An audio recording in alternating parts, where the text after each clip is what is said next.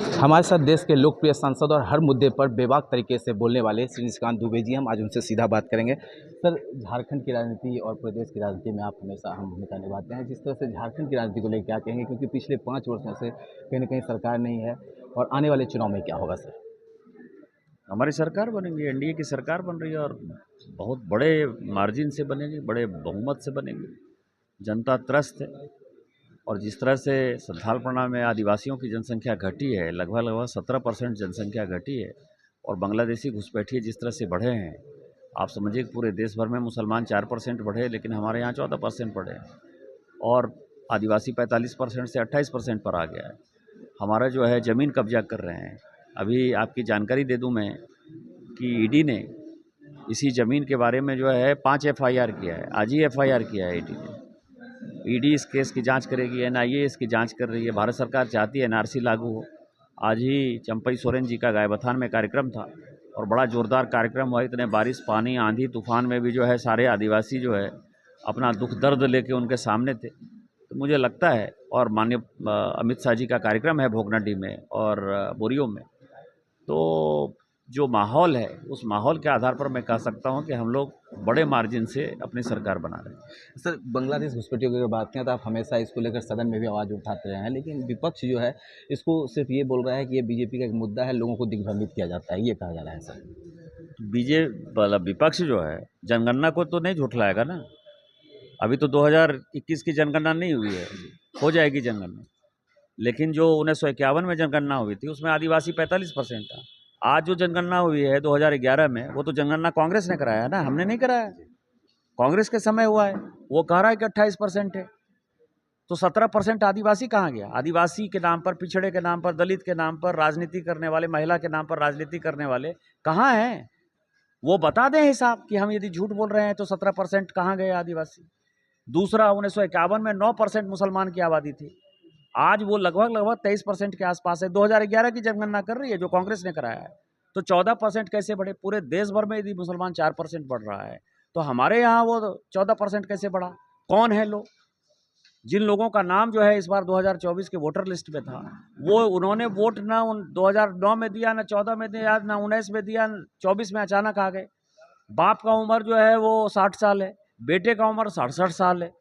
तो जिस तरह के कागज बने, एक एक घर में 70-70 लोग जो है वोटर हैं, कहाँ से आया ये लोग? कौन है? एनआरसी लागू होने दीजिए। संथालपना के 6 जिले के जो डीसी हैं और एसपी हैं, यदि ये जेल नहीं गए तो फिर आप मुझे कहिएगा। सबों ने हलफनामा दे के कहा है कि उनके यहाँ बांग्लादेशी नहीं है, और हमको नहीं कहा है, भारतीय जनता पार्टी को नहीं कहा है, हाईकोर्ट को हलफनामा दिया है। यदि इस तरह से सरकार चलेगी, पार्टी विशेष का और मुख्यमंत्री का इतना दबाव होगा, और प्रशासन के जिसके लिए संविधान की रक्षा करने का जो वचन एसपी और डीसी ने लिया है, यदि वो हाईकोर्ट को गुमराह करेगा तो जेल जाएगा। आप देख लीजिए ना, दिसंबर आने दीजिए। यदि ये 6 जिले के एसपी और 6 जिले के डीसी जेल नहीं चले गए, फिर आप मुझे कहिए। सर, कल का जो सफल कार्यक्रम हुआ, हर जगह से देवघर से भी वंदे भारत ट्रेन हुई, इसको सर विपक्ष जो है वो कह रहा है कि पॉलिटिकल कार्यक्रम हो गया था, या प्रोटोकॉल के हिसाब से नहीं, क्योंकि कई जनप्रतिनिधि को, सरकार के जनप्रतिनिधि को नहीं बुलाया गया था, जबकि बुलाना चाहिए था। इस पर क्या कहते हैं? किसको नहीं बुलाया था? मैं तो दुमका पहुंचा तो वहाँ नलिन सोरेन मौजूद थे, वो वहाँ के सांसद हैं। किसको नहीं बुलाया था? जमशेदपुर में भी सर स्थानीय विधायक और मंत्री दो हैं, उनको कहा नहीं बुलाया गया था। वो लोग मुख्यमंत्री नहीं जा रहे थे, चर्चागिरी में नहीं गए। जिन लोगों का नाम था नेम प्लेट में, उसमें 2 मंत्री से तो मेरी खुद ही बातचीत हुई परसों रात में। परसों रात ही बता दिया था कि वो लोग नहीं जाने वाले। मुख्यमंत्री जी ने खुद से मना कर दिया था। इसीलिए आपने देखा होगा कि पहले जो एडवर्टीजमेंट रिलीज किया रेलवे ने, उसमें हेमंत सोरेन जी का नाम सब जगह है, लेकिन जब उन्होंने मना कर दिया तो दूसरा जो एडवर्टीजमेंट रांची जैसे शहरों में या देवघर जैसे महानगर में जो छपा, तो वहाँ उनका नाम नहीं था। तो मुख्यमंत्री नहीं जा रहे हैं, उनको अपने टिकट का लगता है कि कांग्रेस का भी टिकट हेमंत सोरेन बांटेगा, जेएमएम का भी टिकट हेमंत सोरेन बांटेगा। हेमंत सोरेन नहीं जा रहा है तो उसकी चर्चागिरी करनी है, तो क्या करेंगे? अरे तुम्हारा मुख्यमंत्री क्यों नहीं जा रहा है? कि उसको भी कोई निमंत्रण नहीं था, कोई आमंत्रण नहीं था। तो ये घटिया राजनीति है। अभी चुनाव है, चुनाव के समय सबको कुछ कुछ बोलने की बीमारी है, बोलने दीजिए। सर, गोड्डा लोकसभा की बात करें तो आप तो लगातार जीत रहे हैं, और आने वाले समय भी जैसा लोगों का प्यार है लगता है जीतेंगे, लेकिन सर विधानसभा क्षेत्र जो है, कई विधानसभा क्षेत्र जहां पर बीजेपी कमजोर है, इसको मजबूत किया जाएगा आने वाले समय में, और इस बार जीत होगी। गोड्डा लोकसभा में कौन सी विधानसभा में बीजेपी जैसे कमजोर सर है? जरमुंडी हो गया सर, जरमुंडी में बीजेपी कमजोर है। कहीं ना कहीं सर जीत नहीं पा रही है। 45,000 से आप जीते मधुपुर सर, हैं। 45,000 से हम जीते कमज़ोर हैं। मधुपुर सर, मधुपुर में क्या हो गया?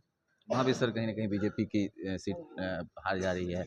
आपसी मतभेद देखने को मिल रहा है सर कहीं ना कहीं। मधुपुर में बाई इलेक्शन हुआ ना, हम कितने वोट से आ रहे हैं? जी सर। 4,000 5,000 से। 7 दिन जो है मुख्यमंत्री ने वहाँ कैंप किया, क्या फ़र्क पड़ता है? इस बार आप देख लीजिएगा, ये केला का पेड़ है, केले के पेड़ का खासियत आपको पता है क्या होता है? वो जीवन में एक ही बार फल देता है। तो ये हफीजुल अंसारी जो है वो एक ही बार एमएलए बना, दोबारा कभी ये विधानसभा का मुंह नहीं देखेगा। सर एक आखिरी सवाल सर, राहुल गांधी ने अमेरिका में हाल फिलहाल में बयान दिया कि उन्हें सिखों की चिंता जता रही है, कड़ी और पगड़ी पहनना मुश्किल ना हो जाए, ये वो कह रहे हैं, इसको कैसे देखते हैं सर, क्या कहेंगे? ये मिखाइल गोर्बाचोव है, देश को तोड़ना चाहता है। ये इल्हान उमर से जिस तरह से मिला, जो कि अलग कश्मीर को अलग पाकिस्तान में मिला देना चाहती है, वो खालिस्तान बना देना चाहती है। वो कांग्रेस की सदस्य है अमेरिका में, जिसने मोदी जी के कार्यक्रम का बैकआउट किया।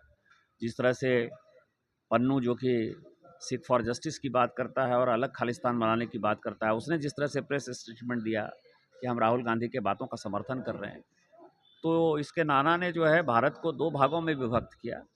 एक भारत बना, एक पाकिस्तान बना। राहुल गांधी उन्हीं के एजेंडे को आगे बढ़ा रहे हैं।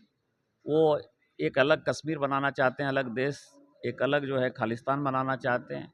नॉर्थ ईस्ट में मणिपुर में जो भड़का रहा है लोगों को, तो नॉर्थ ईस्ट अलग बनाना चाहता है। यहाँ बांग्लादेशी घुसपैठियों को उसकी सरकार बढ़ावा दे रही है, तो ग्रेटर बांग्लादेश जो है बनाना चाहता है, तो खंड खंड कर देना चाहता है। जिस तरह से यूएसएसआर का खंड खंड कर दिया, उसी तरह से ये है, ये गोरबाचोव है। इसीलिए राहुल गांधी की जांच की आवश्यकता है। और जो रवनीत बिट्टू ने कल कहा, उनकी बातों को लोगों ने गंभीरता से नहीं लिया। रवनीत बिट्टू एक ऐसा आदमी है जिसके दादा को पंजाब बचाने के लिए बलिदान देना पड़ा।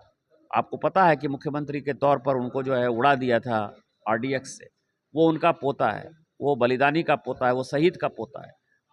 उसके मन में जो है देश के प्रति प्यार है। यदि वो कह रहा है कि राहुल गांधी का जांच होना चाहिए, तो होना चाहिए जांच। बिल्कुल, तो ये निशिकांत दुबे जी थे और इन्होंने स्पष्ट रूप से कहा कि आने वाले चुनाव में गोड्डा लोकसभा के जितने भी सीट हैं और संथाल परगना के जितने सीट हैं, वहां पर बीजेपी आने वाले समय में जीत प्राप्त करेगी। देवघर से ईटीवी भारत के लिए हितेश कुमार चौधरी।